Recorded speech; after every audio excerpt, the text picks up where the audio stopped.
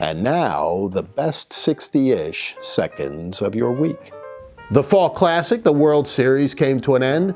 I didn't watch a single game, a commentary on my personal views about professional sports these days, but Justin Turner gets yanked in the 8th inning. Why? Because he's got the Wuhan flu. He then came back onto the field to celebrate with his teammates and, of course, did so in the locker room. So when you're hearing all the demagoguery on the political side about COVID-19, you might want to just use that little one as a piece of perspective. And we saw congressional hearings this week on Section 230 of the Communications Act. And in comes Jack Dorsey of Twitter, a multi-billionaire worth almost $10 billion, and he still suffers from incredibly bad grooming. I mean, he looked like he was out of the Charlie Manson gang, for crying out loud. What that represented, I don't know, other than the fact that if you've got billions of dollars, you can do whatever you want. But there's a serious issue to all of that, and it has to do with censorship on the part of these giant tech platforms. And it highlights the incredible disproportional attention that the media gives to certain things and the way that they flavor the news on a constant basis. The Media Research Center said that 92% of the reporting of the political campaign was negative to President Trump. Think about that. 92%. Where is any fairness or balance in all of that? And as the campaign trail winds to an end, we see the dramatic difference between the two campaigns. President Trump out on the stump every single day at gigantic rallies, sometimes 4 and 5 a day across various battleground states. Meanwhile, Joe Biden is still largely hunkered down in his basement. He ventures out every once in a while to talk to a couple dozen folks here or there. But the difference is so stark.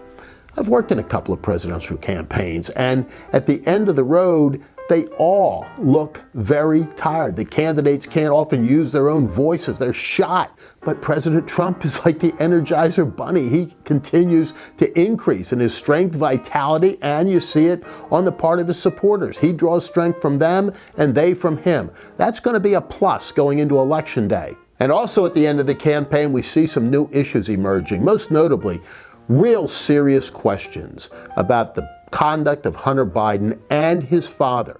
Now confirmed that Hunter Biden is under FBI investigation for criminal activity. Equally confirmed through the Bobulinski interview and others is the fact that Hunter Biden talked with his father multiple times about his business dealings, despite Joe Biden's protestations and outright denials that it ever happened.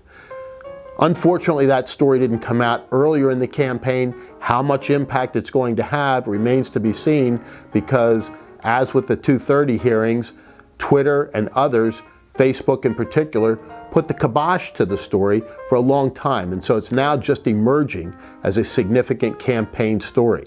But another issue that's being discussed quite a bit at the end of the campaign is taxes. It always boils down to the economy, and taxes are a critical component. And the Biden tax plan, $4 trillion worth, versus the Trump tax cuts, is something that every American is going to want to look at. We hear the typical demagoguery from Joe Biden about, well, we'll tax the big corporations. But of course, we all know that corporations aren't taxpayers as much as they are tax collectors. Ultimately, it's consumers that pay those taxes, and typically those that are least capable of doing it.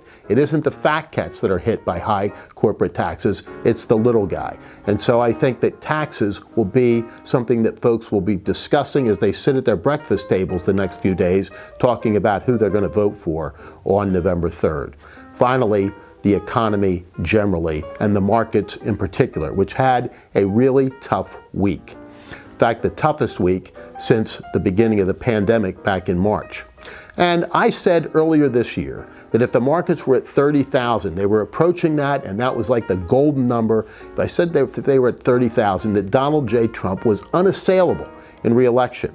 I modified that to 27,500 during the pandemic and all the lockdowns that occurred as a result.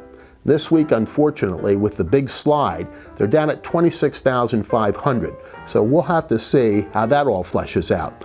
One little footnote, 20 of the last 23 presidential elections have held this up. If the economy, as evidenced by the market, if the stock market rises between August 1 and November 1, the party in power holds on if there's an incumbent president. It's barely there. It's not quite there. August was a really good month. We had the September slide. October began up, and then we had the big sell-off at the end of the month, largely driven again by big tech. So we're on the cuspus there, but what may push it in the other direction was this gigantic increase in the gross domestic product in Q3. The biggest increase in American history.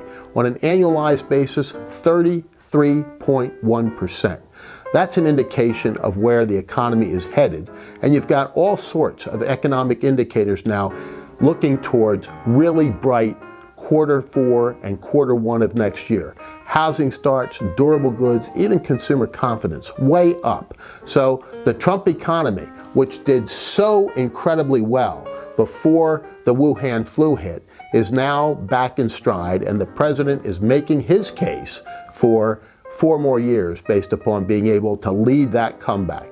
It sure looks like he is. And finally, instead of talking about 2 deaths this week, we'll talk about 2 additional endorsements. Brett Favre and the Golden Bear, Jack Nicklaus, both come out for Donald J. Trump. There are going to be a whole lot more. But for now, that is the best 60-ish seconds of your week. The best politicians that money can buy. The establishment hates them. The fat cats hate them. Everybody hates Trump except the people. Oh, get out.